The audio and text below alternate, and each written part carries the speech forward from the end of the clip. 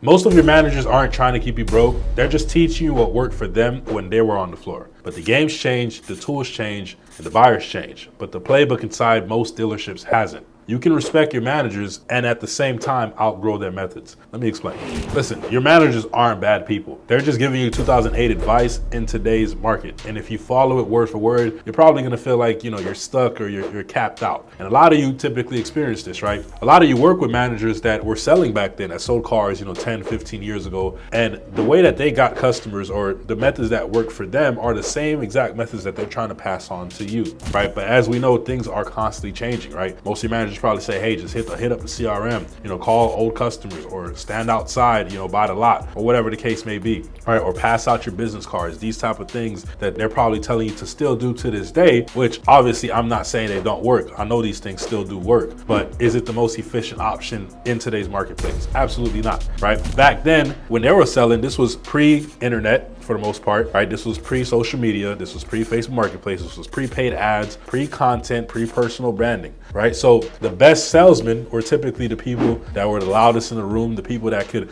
go up to talk to as many customers as possible, nudge their peers to go and shake the up that just walked through the door, right? Or the person that was hitting the phones, calling the lead list that they had, or whatever the case may be, right? Those guys, were typically like your managers, right? Your managers are probably those guys. And, a lot of them, if you talk to them to this day, they take a lot of pride in being that type of person, right? They're like, yo, when I was on the floor, no one could, get to up faster than me, or no one could, work harder than me, or whatever the case may be, right? And obviously that hunger is still very relevant, right? I'm not saying for you in today's day and age to not have that same level of hunger or level of fire. Obviously you should, right? You should still have that same hunger that they had. You just need to use that same hunger and put it towards more efficient strategies and more efficient ways for you to generate leads and customers, so that way you can get a better return, right, on your time and on your skill sets. Back then, when most of your managers that are giving you this advice sold cars, customers would typically walk into the dealership pretty blindly, right? They didn't have as much access to information, and transparency as they have today, like with the internet, right? A lot of the times now, customers are doing a lot of research, before they come into the dealership, right? They're watching videos on YouTube about the vehicle. They're taking advice from people on social media, about how to buy a car, or they're looking at the internet pricing before they come into the dealership, and they already know the price before they even step into the lot. Back then, pre-internet days, customers would have to physically walk into the dealership and see the sticker price on the car, right, before they would even kind of have an idea of what the price of the vehicle was, specifically used cars, right? Obviously with new cars you still had MSRP and things like that, right? But with that understanding in mind, obviously as the landscape and the way that customers are buying vehicles is changing, you can't still be doing the exact same things that they were doing back then and think you're going to get the same result, right? That's kind of insane to think that way, right? But a lot of the times this is the advice that is being pushed on you, for you to do, right? Once again, I'm not saying that they don't work. I'm just saying they're a little bit outdated. If you're in today's market, it's not about who can, talk to as many customers as like one-on-one as possible, make as many phone calls as possible. Those stuff are still relevant, right? And you probably should still be doing some of those things, but it's more so who can generate the most attention, right? Who can garner the most attention as possible? Who can let more people know that they sell cars and where to come and find them? That person is probably going to get more opportunities than the person that's just sitting there, trying to wait outside for the up to come through the door, or, try to make the calls, call the orphan list, or call the CRM or things of that nature. The person that's trying to generate as much attention as possible, and typically in today's market, the best way to do it is going to be through social media, through building your own personal brand, creating organic content that positions you as the expert, as the authority, combining that with paid traffic if you can afford to do so you can boost your reach and, target actual car buyers. If you can do that type of stuff, you can garner a lot more attention.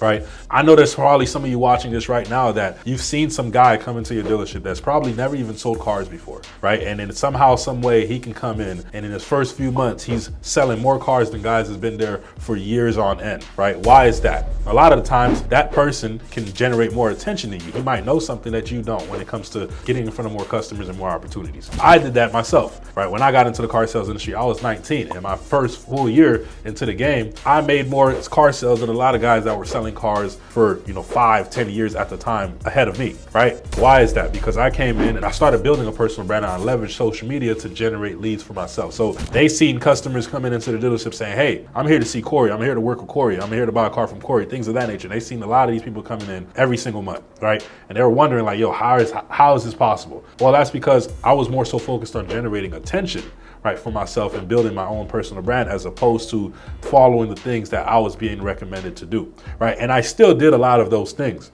right? But I know I was more so focused on working my own customers, generating my own leads, generating attention for myself, as opposed to trying to make phone calls, right? As opposed to standing outside waiting for the up, things of that nature.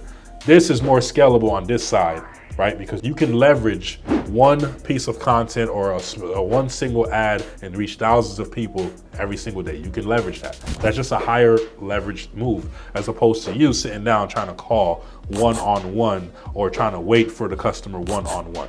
Do you understand what I'm saying? So a lot of you watching this right now, you're probably relating to this to some degree, right? Like, you've probably been the person that's been following everything that your managers are saying. You're still passing out the business cards. You're sitting there, you're making the phone calls. You know, you're waiting outside for the up. They tell you, hey, hawk that door. Make sure you don't let anybody come through without saying hi, whatever the case may be, right? And that gets you sales. But a lot of you, I'm sure you've experienced the same month over and over again and wonder why, you can't scale. Well, that's because you're leveraging your time, right? When you sit there, you make phone calls, or when you sit there, you wait on ups, or when you sit there, you call an orphan list, or whatever other strategies that, you're probably being advised to do. You're just leveraging your time, right? And the dealership is more so in control of, the outcome, right? If the dealership is not getting as many phone calls to come in, if they don't have a big list of customers for you to call, if they're not, getting as many walk-ins to come through the door, right? You're going to be capped. Right, and there's only X amount of opportunities that you're going to be able to work with on a daily basis anyways, right? So you're always going to be capped at a certain amount of number. Now, there might be a month that things are better than the other. Maybe customers in your market have some money now and they start coming through the door, but it's never going to be something consistent that you can predict. And on the other hand, if you are more so focused on building your own brand in today's market and generating more attention for yourself, this is something that you can scale up, right? You can scale your brand as time goes on, as you continuously put more content out there, as more people are buying cars from you, you're getting more referrals, you can leverage and scale this much quicker, right? And you have more control over it as well, right? So it makes it a lot more consistent, and it makes it a lot more reliable, and it's also better positioned to grow. So how do you respect the old while, still bringing in some of the new methods in today's market? Well, you should be combining both, right? You should still be making your phone calls. You should still, try to work the offline type of deals, right? But at the same time, be trying to build your brand and build your online presence so you can have the best of both worlds. You don't need to be a rebel against your managers. You just need to outgrow the version of him that existed back then. This isn't about proving your managers wrong, right? Like, this is more so about proving what's possible for you. You can't scale a 9-to-9 schedule, but you can scale a brand that attracts business while you sleep. You owe it to yourself to learn the skill your managers just never had to. So leave a like, comment, subscribe. Let me know what you want to see next, and I'll see you all in the next video.